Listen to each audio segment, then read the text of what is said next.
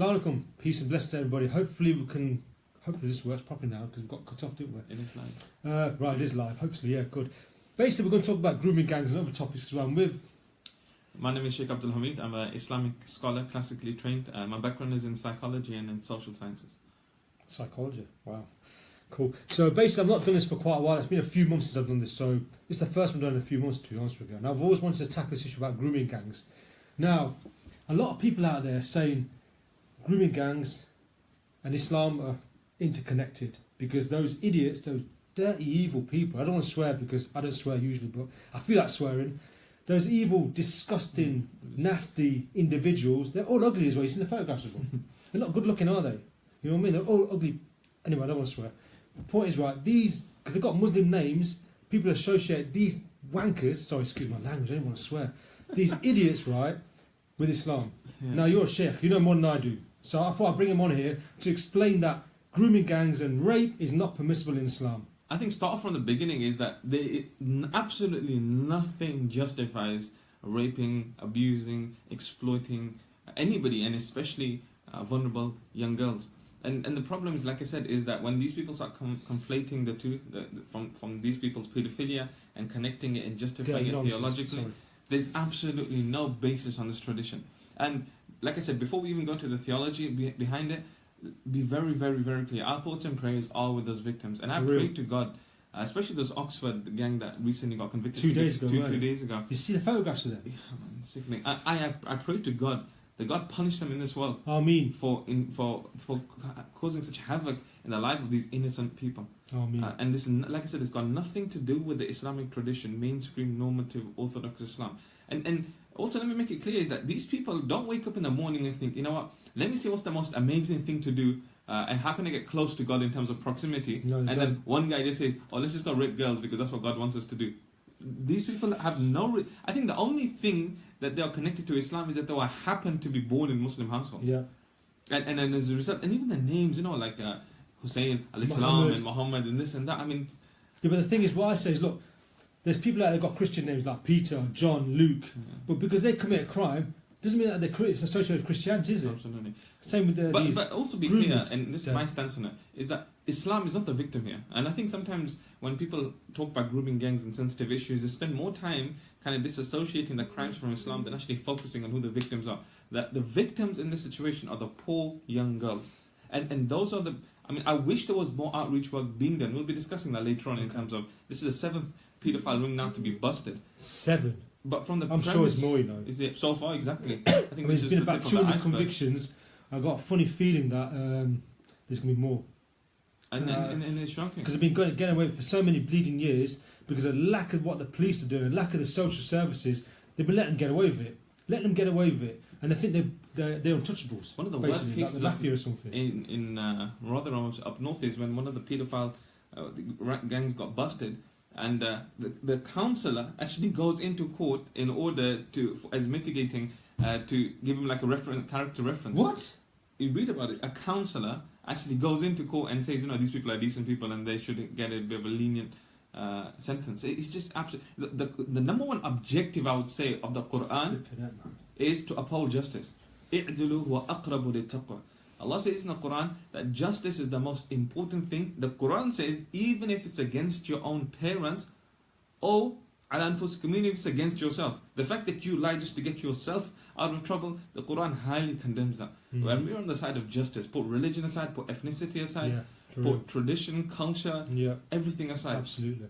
No religion, no tradition, and you don't have to even follow any religion to know that this is wrong. Of course it is. It's just basic moral. It's just human beings. Human. The fact that we understand the importance of humanity, respect, and the insane all that. Like I said, my background is in psychology, so I can just, somewhat empathize with how these girls may be struggling and coping with some of these issues. Is that some of these girls were the most vulnerable.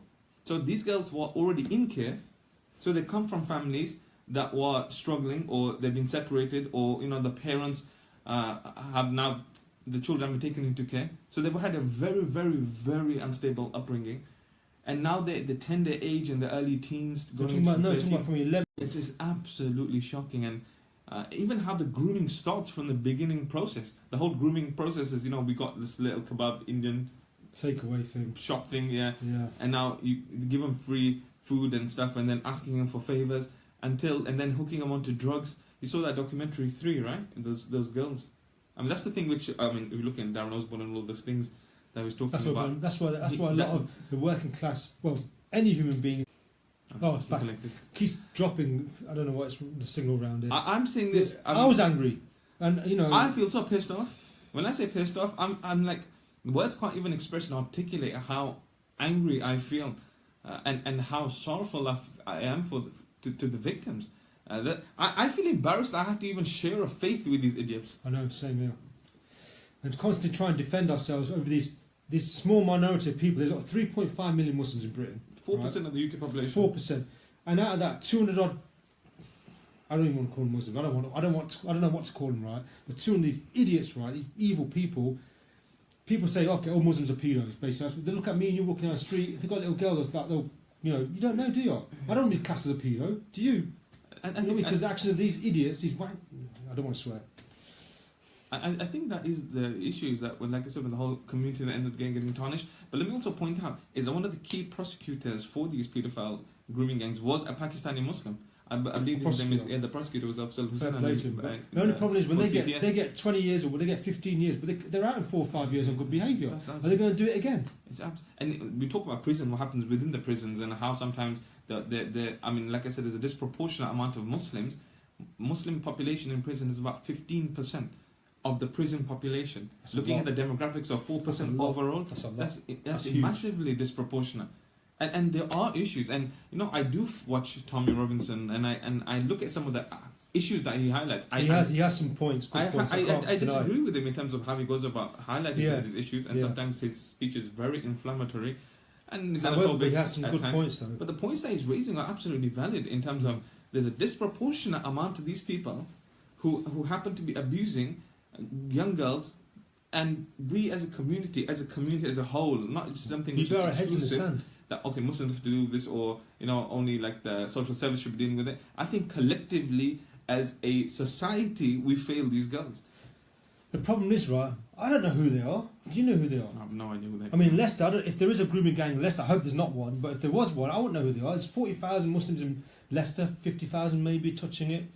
Out of those, it's going to be a small gang of 4 or 5 people. They do it secretly. They do it behind closed doors. Probably the wives and kids don't even know what they're doing.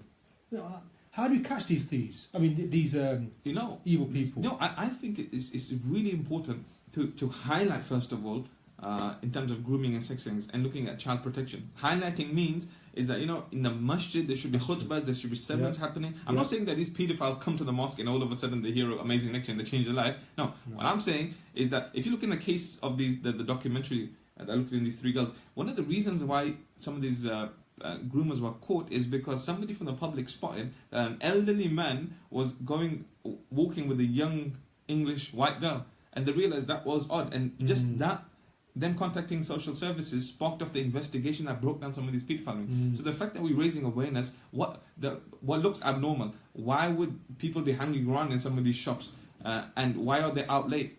In one of these cases, the police actually stopped some of these paedophile groomers whilst they were driving. The girls were in the car, and the police don't even ask what the girls doing in the car. The police, the social service and the police said these young girls were like prostitutes. They didn't give a shit about them. No, but that's what disgusts me. Do you think it's overly cultural sensitivity, or is it's neglect? They didn't give a shit. They didn't give a 100%. shit. Basically, they didn't give a shit. No, but do you think social service sometimes, back in those early 2000s, late 90s, felt uncomfortable sometimes going into the community because they don't want to? I don't know. I what do you think it is? I just think it's just a flipping their lack of intervention. They throw the racism card. They say, "Oh, it's racist if we say this." Let's just face the fact: the majority of these groomers, 99% maybe, are from Pakistan. There's no doubt about it. I'm going to put my hands up. From these groomers, these specific groomers, the 7 gangs that have been busted, they were not all Pakistani. There were a couple of Bengalis. Yeah, maybe. A fair amount of them were Pakistani. Is a disproportionate. When you look at statistics in terms of most of the paedophiles, obviously there would be white because of the population when you're looking at the demographics. But when you're looking at the disproportionate amount relative to the amount of Muslims that are in the UK, is staggeringly high within the community, and that's what's problematic. And you know what really annoys me? And like I said, I'm saying this as an imam. I'm saying this openly. What annoys and frustrates me is that when you want to have some of these honest discussions and talk about some of these social taboos, people want to throw the card. Oh no, it's Islamophobic. It's not Islamophobic to talk about this stuff. It's not. Islamophobia means an irrational fear for something. There's no irrationality here. And we shouldn't be closing down discussion because we have to talk about uncomfortable things. We can't bury our heads in the sand. We can't, as a community, we can't do that. We need to find these people out and just need to grass them up, give them a few digs as well. And the problem is some of these issues, like I said, then the extremists from both sides of the polls, the Islamist extremists and the far-right nationalists will use incidents like this to kind of point score over each other, so that the victims are the ones who are actually neglected. Nothing's actually being done. True. Media hijacks the whole situation, and then these guys will say, Muslims are like this, they've come here, this is what they do. And then these guys turn around and say, well, these people don't like you, and this is how they treat us, and all the jihad and the rest of the BS. Let's look at some questions here. I've got grooming gowns come in all faiths, just Muslims being made as scapegoats for the masses. No, they do come in all faiths, but like I said, there are a disproportionate amount. They come, like I said, paedophilia, terrorism has no faith, has no culture, has no tradition. You even see within the Christian Catholic tradition and how many priests abused young boys. It happens. But my point is that now it's happening in a modern world where there's a disproportionate amount of people, there has to be something done about it. Absolutely. Yeah, of course.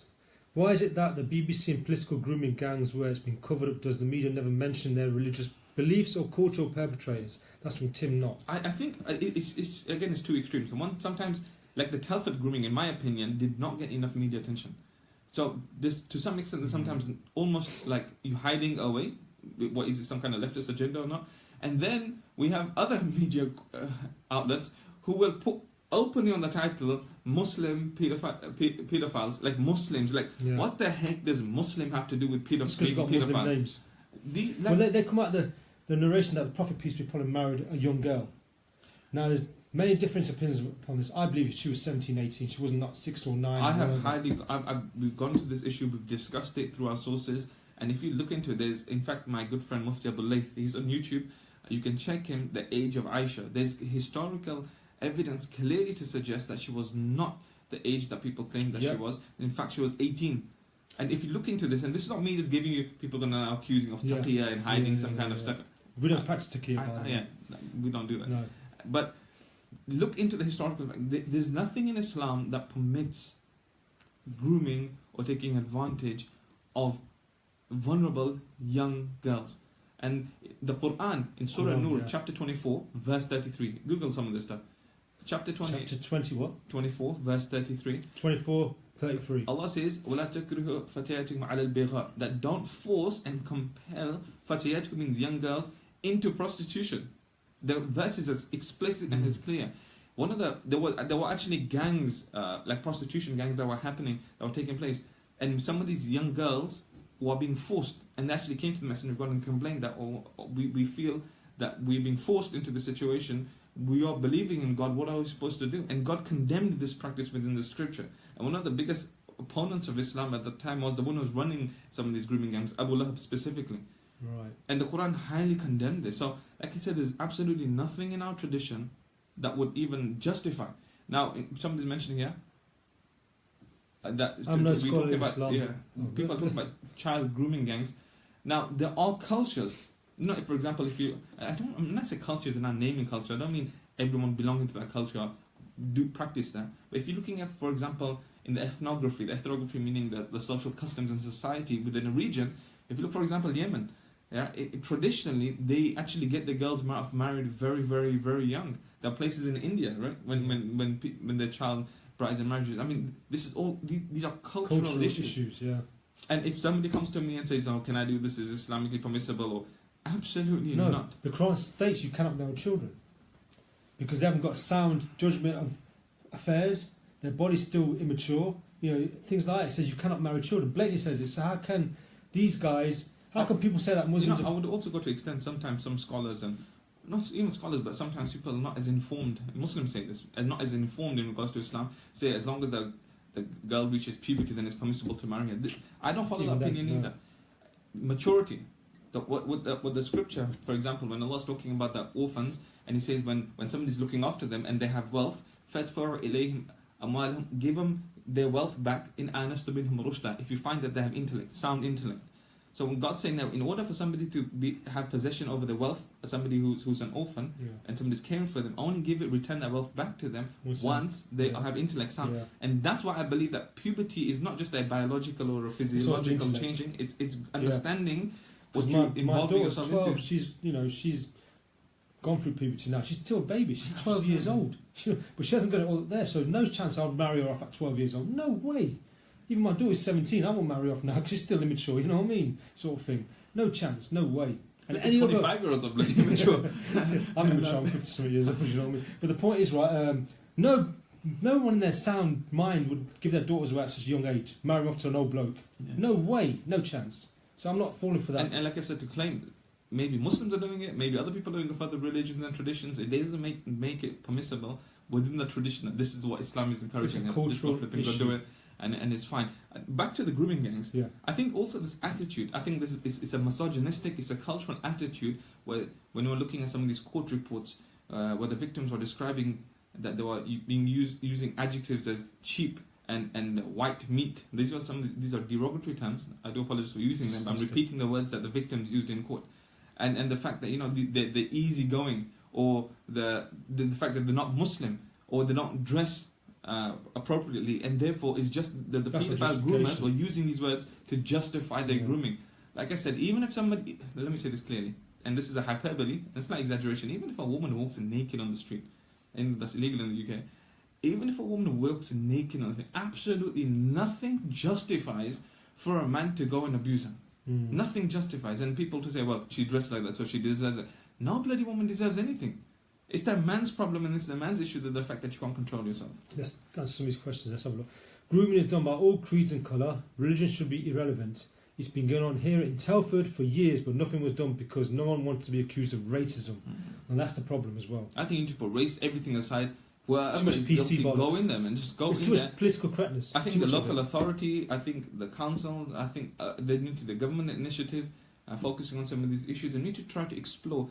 When I was looking at some of these issues, there's a lot of interesting socio-economics involved. It's not justify pedophilia. I'm talking about some of the underlying reasons as to why this is happening in some of the most deprived areas within the UK. We're looking at demographically. So sometimes there's areas of high unemployment, low level of education within these kind of ethnic communities. You see high level of crime. And when you're looking at some of these socio-economics and the lack of social mobility, it's easy to turn to a life of crime. So what these people do is selling these girls. They're actually selling girls and making money out of them. I don't know if you saw in the Telford one, where this guy is dead, probably rotting in hell somewhere. Good. Where there was a grandfather. Did you see that one? The grandfather, who in his council house was abusing girls and then prostituting them out from the house. And like I said, it's just we cannot express enough in words how pissed off we feel, how shocked and taken aback we are, and then at the same time we as Muslims have to play that double kind of game where not only are you taken aback by this whole scandal, but then you think, oh bloody hell, now he's Muslim, I'm Muslim, now I have to keep on justifying and why this and it's just insane. Okay, there's one from Muhammad Saqib Hanif. I think it's a question there. Let's go through them because we've got to do in chronological order. Lee, I'm going to answer that question of yours. In your opinion, is there anything critical in the Quran? I'll answer that. Do it now. Quickly. Okay. I'll answer your question. Lee, I think that's a really cool question. Is there anything critical in the Quran? I'm somebody who is, when I say obsessed, I am obsessed with studying the Quran. I've memorized the Quran.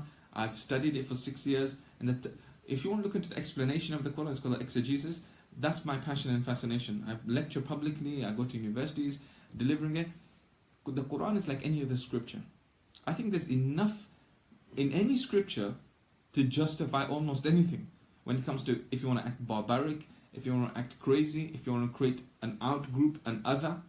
Now there are verses in the Quran, like there are in the Bible in the Old Testament. I mean, some of the scriptures in the Old Testament are problematic to say the least.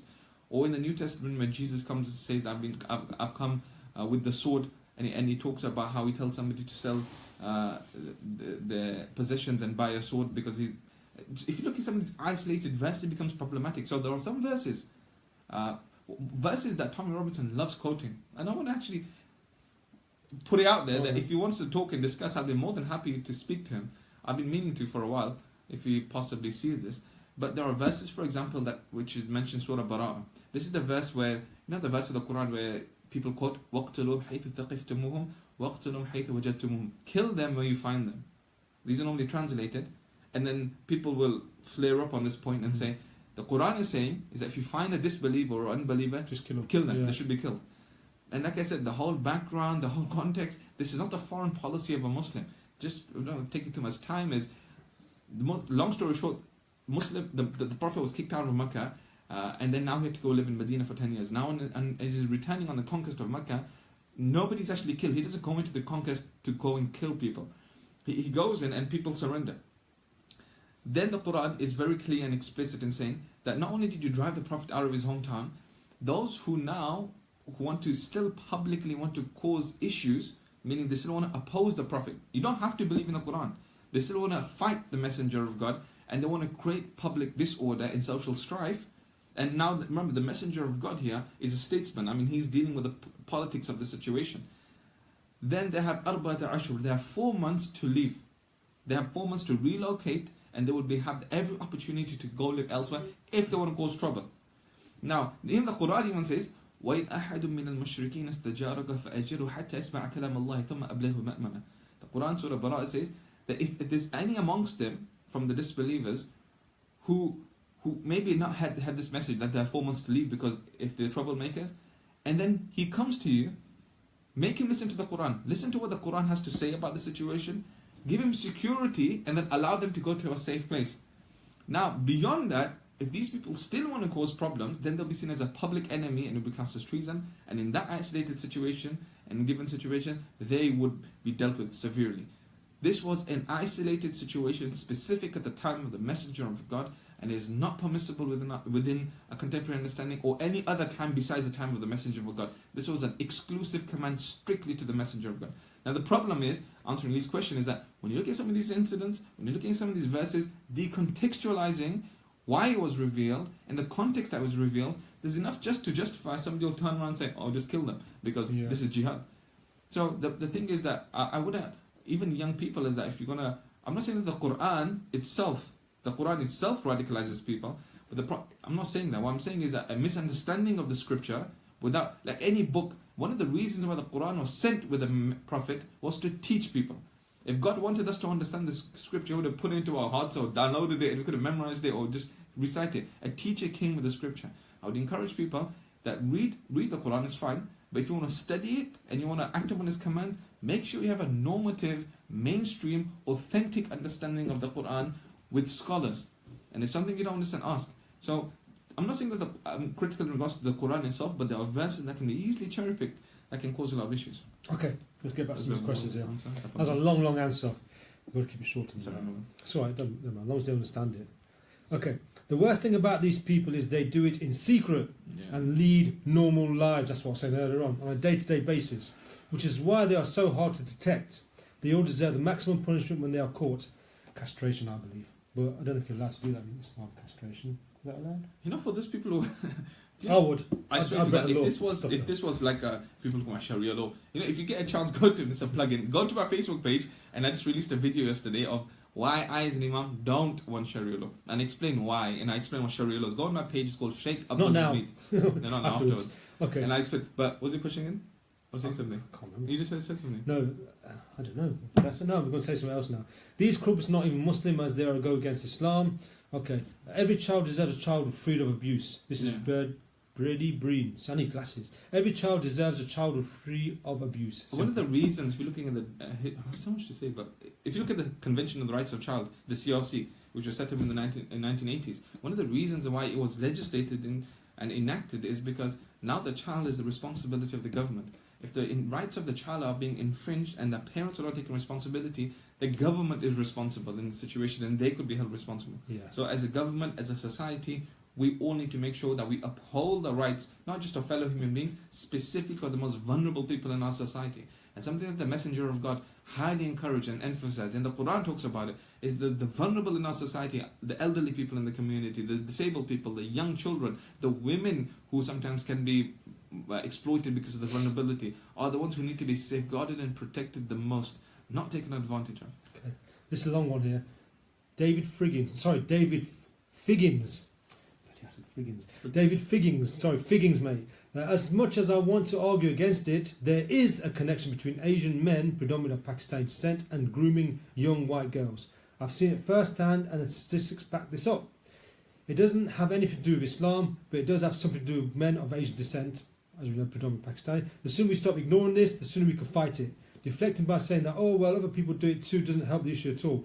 We need to have an adult conversation about this. I absolutely agree, and I'm saying this explicitly. Yep, so do I. There is a disproportionate issue within the community. You know, for example, some of these people, the regions that they even come from in Pakistan, and I'm not saying this against Pakistanis being racist, I'm saying that some of the cultural issues is that on the border of Afghanistan, they have this tradition of bachabazi. Oh, don't leave that out. It's nasty, I'm telling you what it is, right? I know, but there's only a few people that... I'm from that region. I don't do it. My family never did what it. This crap is. There's individuals that it's small minority. Bro, this is just nastiness to the highest level. It is. Is that it's not all people, not all Afghanis and all Pakistanis do this, but in that region, there's this kind of social taboo that people practice. Men, that they get young boys and girls, but these are boys now, not girls. who they dress up and then girls. they make them dance and throw money and then sexually abuse. It's called bachabazi. Go Google this. It'll mess with your head. But so the thing is that when you have this kind of weird, messed up understanding of how you see other people, and then sometimes people have this messed up kind of cultural misogynistic viewpoint of looking down at other people or taking advantage of the most vulnerable people.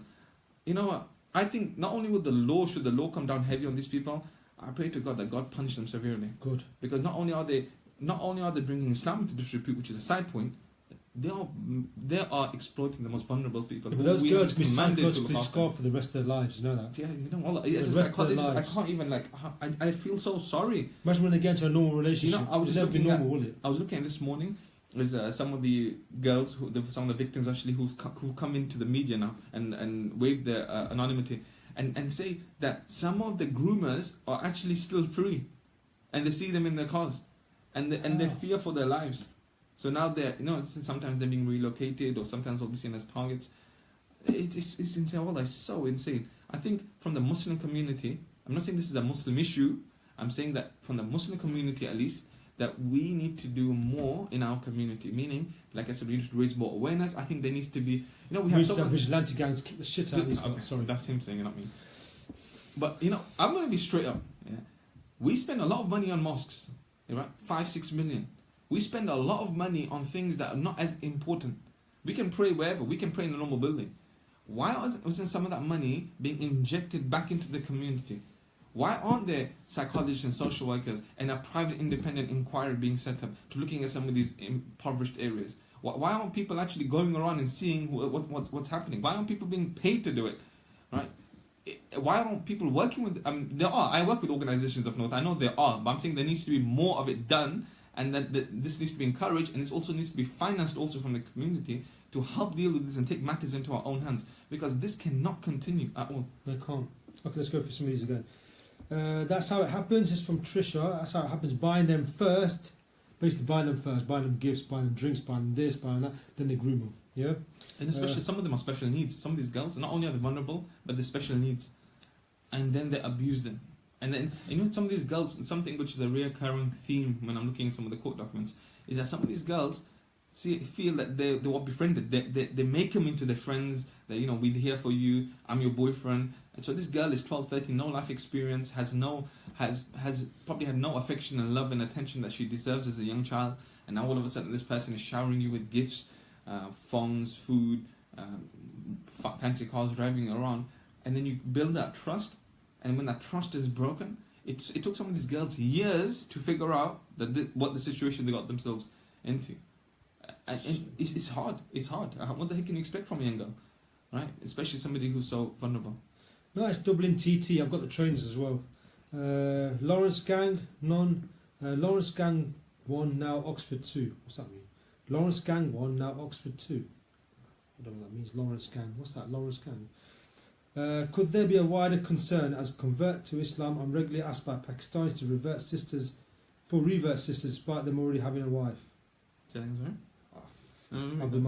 Could there be a wider concern as a convert to Islam? I'm regularly asked by Pakistanis for revert sisters despite them already having a wife. Yeah, that's just messed up, man. What the heck? Like, so this guy is saying that he converted to Islam, and then people asking him, does he know any reverts who want to be second wives? You know what? Let me say this very clearly. The Quran does talk about polygamy, and in the UK it's illegal because we're classed as bigamy. But let me be explicit here. If you can raise kids, good kids, in a community that's conducive to the needs of wider society, give them a good education, socially, morally, financially support them, get them into meaningful careers, and be in a monogamous relationship, that's an achievement in the 21st century. Now, for somebody to think that, you know what, let's go around and have multiple wives and it's fine, that's just irresponsible. It's irresponsible for people to think that you know, it's just about producing kids in Islam. It's not just about having kids. It's about taking responsibility for your actions. Yeah. And the Quran, I posted about this. I got a bit of hate on it. But I can check my post. I posted this 2-3 days ago. That, you know, when people have this mentality that let me just like breed like rabbits and we'll have like 8-9 kids and you don't give them the attention they deserve. Now, if you can have 60,000 kids and you can give them all the tarbiyah and the ta'aleem and the teaching and the nourishment that they need, that's fine. But a lot of people struggle. It's hard enough raising 2 kids, let alone more. Okay. You answered too bloody long. Sorry. Get carried away.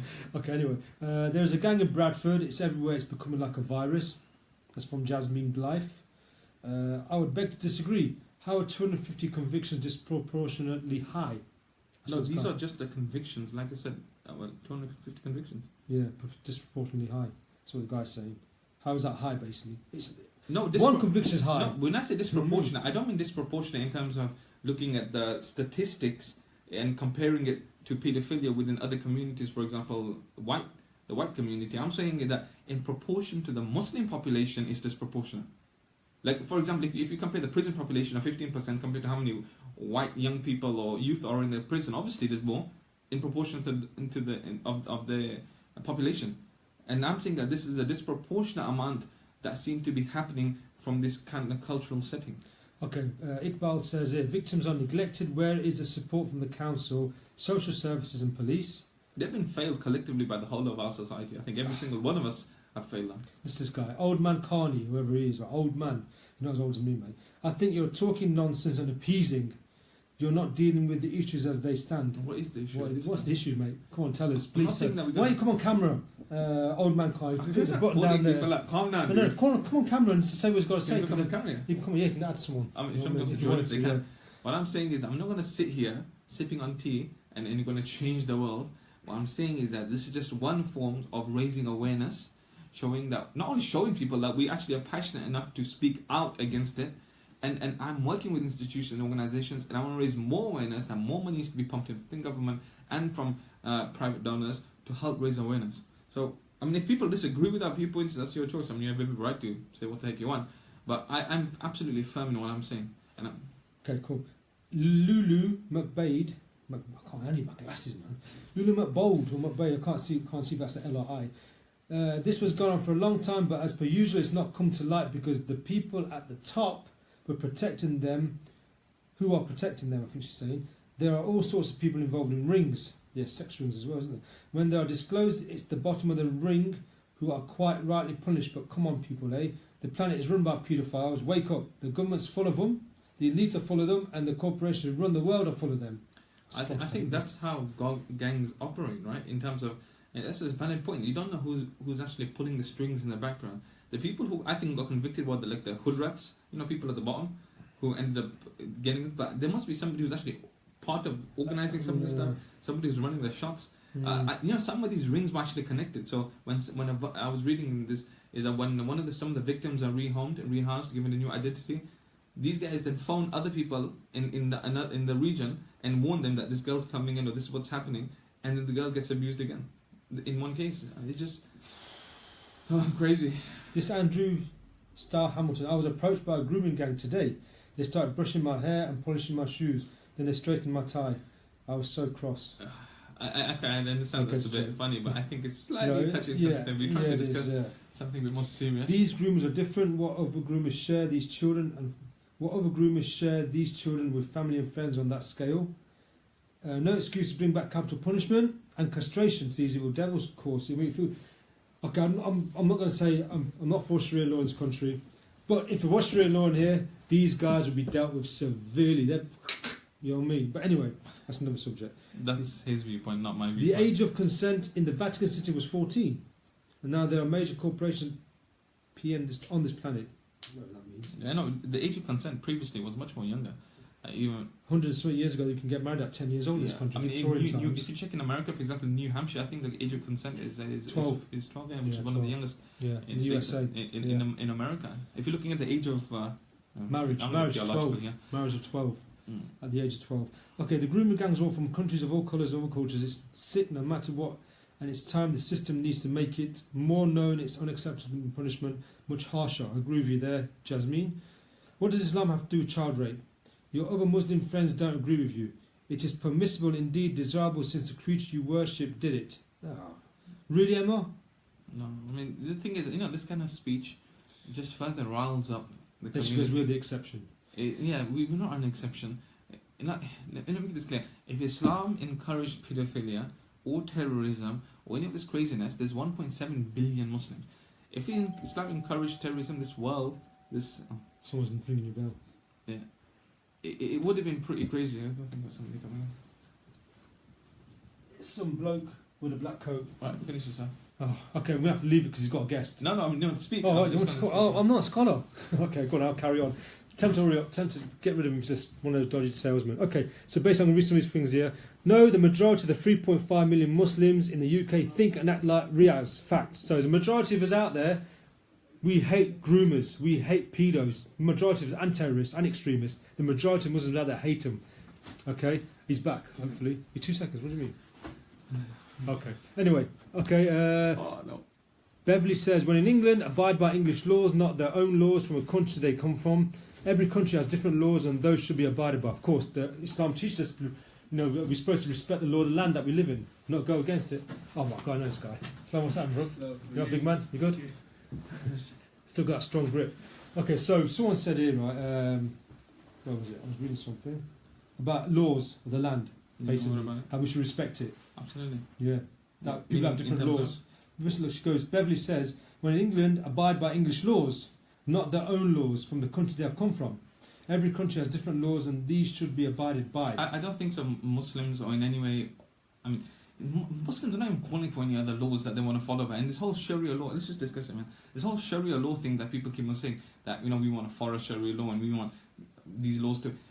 I'm saying this as an imam, there's no need for this kind of Sharia law. There's 5 objectives to Sharia. Number 1 is the preservation of life. Preservation of your safeguarding your property, your intellect, your mental health, your genealogy, and freedom of religious expression. Some of these objectives are being met in the UK much more than even some of the Muslim majority countries in the world.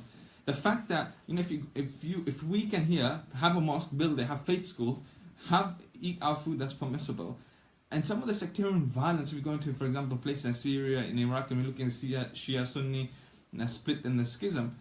People who sometimes lose their lives. I'm not saying the whole Muslim world. There's amazing, beautiful places in the Muslim world, like for example, like Malaysia. You have places like Indonesia. You have people like places like Brunei. You have the UAE. Right? You have these are examples of Muslim countries that people can actually just live normally. But the idea that Muslims are creeping here and now these guys creeping Sharia and they want to change laws, and that's not true. We are expected to abide by UK law. And nobody advocates for me, it doesn't even make sense. Why the heck would 3.5 million people want 65 million people to follow their laws? Doesn't make sense. It's just stupid. Honestly, it's and just stupid. 3.5 million Muslims, how many are actually practicing? I know what the heck, man. And how many children are in that 3.5 million Muslims? What? Maybe 1.5 million children? So, it's a joke. It's just insane. Nobody's trying to spread no Sharia. We expect to abide by law. We follow the UK law, and that's what we abide by. Okay. Sarah Limbert. I was in prison. I didn't know you went to prison. I was in prison with a white girl whose father was abusing her. So she starts charging him. The heck? Bloody hell. Child abuse, rape goes on all races, religion. It's terrible that you guys have to come and explain your stance on it time and again. Love listening to you though. It's educational. Thank you, Sarah. Britain first. Jada won't be watching this. Okay. One of the Telford groomers tried to use his own daughter in the grooming ring. She refused. He burned her mother's house down, killing people. I mean, this was just absolutely shocking. What? Yeah, have you seen this, man? No normal logic applies. Wow. The fact that a house was burned down and young people passed away in the process. Again, it's just flipping shocking. It's just, when I say shocking, I can't even express how insane. No, the vulnerable person. No, tried to use his own daughter in the grooming ring. She refused, so he burnt her house down, mother's house down, killing people. But the one which was in the media case in terms of the house and the young person passing away. So these organized crimes and targets. So when people who don't take part in being groomed, then they threaten them. These are the threats they use. That if you don't stop, coming out with us, then we'll rape. These are the words: we'll rape your mother, we'll rape your siblings. These are some of the words that I used when I was looking at some of the court reports. And because now they're socially pressured, you're only 13, 14 years old, you're not thinking properly, you feel scared to go to the authorities. Grown men, isn't it? You're going to be scared. Yeah, and these guys use peer pressure and tactics, and then some of these girls are then hooked up onto drugs, like I said, to get them into rehab. What's shocking is some of these girls actually went to the clinics, like sexual health clinics, asking for like condoms and stuff. And you saw on 3, right, in the situation. Even the health clinics weren't even raising, like, why the heck are these girls coming all the time asking for this kind of stuff? Until finally one of them felt really disgruntled and trying to figure out what was happening. So it's like I said, it's just insane. All that, just John insane. says here, I'm wondering if we can identify the greatest number and the worst offenders of any crime. Like, which community is it that does most to export terror, corruption, poverty, murder, weapons, torture, and equipment? If identifying and defending ourselves against such groups, then it would be feasible to imprison all Tory twits, followed by loony lefties, and then everyone who wants to govern deprive us of the lessons of personal responsibility. Yeah, and let's be clear. I think when people say that this is an Islamic issue, if you're now looking at the global politics and we're looking at the wider world, a lot of the issues that we see here is that a vacuum was created in the Middle East, and looking at the whole creation of this whole ISIS and terrorism. A vacuum was created from an illegal occupation to looking for weapons of mass destruction that did not exist. Once that vacuum was created, we had extremist groups. Tension was brewing amongst the Sunnis and the Shias. Any excuse was used, and then using puppet regimes to outdo one another. The same thing happens in Libya, right? When NATO were involved. So Cozy is now being questioned in regards to how embezzlement and how Gaddafi gave him millions in funding for his campaigns. The fact that these regions are now strategically, I would say, invaded, and the repercussions of that and how it reverberates is that innocent civilians end up paying the biggest price for it. So we need to look at some of the global agendas and understanding that why is this happening around the world, and what the heck are we supposed to do? I think we should be rallying our government. We should be approaching. Not doing enough. We need to be approaching other political parties and trying to raise awareness for this stuff. It's just shocking. Okay, there's a question I don't understand this right. This guy, I can't read his name. It's Kagri Genser or something. Shahid. Oh, Shahid. He was at the FLA march in Birmingham. It was recorded. Football Lads Alliance. He was there. The splinter group from. There was two. There was a Democratic Football Lads Alliance and the Football Lads Alliance. They were both marching in Birmingham together. So about 2,000 on each side. Were hooligans? Well, somewhere. And it's supposed to be football lads, but I don't know. Anyway. This guy says, Mahdi, whatever that is, 51. O believers, do not make friends with Jews and Christians. They are friends of each other. Whoever shall receive them from you, whosoever shall receive them from you, he shall be with them. That's a very good Allah point. does not guide the wrongdoers. This person is bringing Surah Ma'idah, verse 51. It talks about don't let believers take Jews and Christians as friends other than other fellow Muslims. Again, there's a context towards this. This doesn't mean that I can't have a friend or a colleague. In the Quran, Allah clearly says, لا ينهاكم الله عن الذين لم يقاتلوكم ولم يخرجوكم من دياركم أن تبروهم وتقسطوا إليهم. God does not instruct you to act harshly or in any way towards those people who do not cause you harm, that you act equitably and just towards them. Now these verses are opposing. The first verse was referring to the Prophet's political situation after treason in Medina. And now because some of the military secrets were now being spread out, and that gave a strategic advantage to some of the enemies, the Quran was talking about specific isolated incidents. This is not telling us as Muslims that you cannot take. How the heck would you expect people to understand what Islam is if you could not even communicate or befriend somebody from another tradition or religion? One last point. When the Prophet comes into Medina, I always talk about this now. When the Prophet comes into Medina, this is long before the Universal Declaration of Human Rights in 1948, long before the Magna Carta in the 12th century. In the 7th century, when the Messenger of Allah is coming into Medina, he signs a treaty. It's called the Treaty of Medina. Some historians say it's one of the oldest written charters of documenting human rights, where the Messenger of Allah signed a treaty with the Jews, Banu Qurayza and Nadir Qinuka, and Christians of Najran who lived on the outskirts. These were Christians who believed in the Trinity. And also the Zoroastrians who, not the best definition, but who are like fire worshippers. And the Prophet treated all three. Each one goes into detail, research this. But the point number one in all three treaties is I will protect your life, I will protect your property, freedom of religious expression, your religious priests, your rabbis will not be harmed, your synagogues or churches or your scripture will not be tampered with, and that we will allow you, that fact that we will live together. And the Prophet uses the word ummah. You know that we use the ummah, meaning we say it's a Muslim community. When the Prophet used the word ummah in this context, he meant all the participants who had ratified this treaty. Meaning everybody in the community was referred to as this one community. And if, like I said, if the Prophet had good relations with people of other faiths and traditions. I'm not going to gloss over history. There were times where they were actually going to war with one another because they didn't agree with one another, or there were threats given by one to each other. What I'm saying is that the general foreign policy and how the attitude was of the Prophet was considerate, caring, compassionate towards people of other faiths. And that's what the Quran also says. Cool. Okay, we've got someone from Canada watching, Jamie Cheshire, nice one, mate. People are arguing on there about something, I don't know what they're arguing about. It's an argument about mad and bad imtiaz. Pedophilia is bad. The trauma survivors go through over a lifetime definitely impacts on mental well-being. Yep. That's nothing. Mental health is a huge setback and cutback on funding some of the most vulnerable people in our society. So we have people who are struggling with life. I mean, it takes on average about almost 6 months just from GP to get a referral to see the psychologist. And cutbacks in mental health is going to have a detrimental effect nationally on some of these issues. The question they raise is quite good. It's one-sided. If a man can have multiple wives, why can't women have multiple husbands? Okay, that's it. Can you answer that? That's an interesting about question. Babies.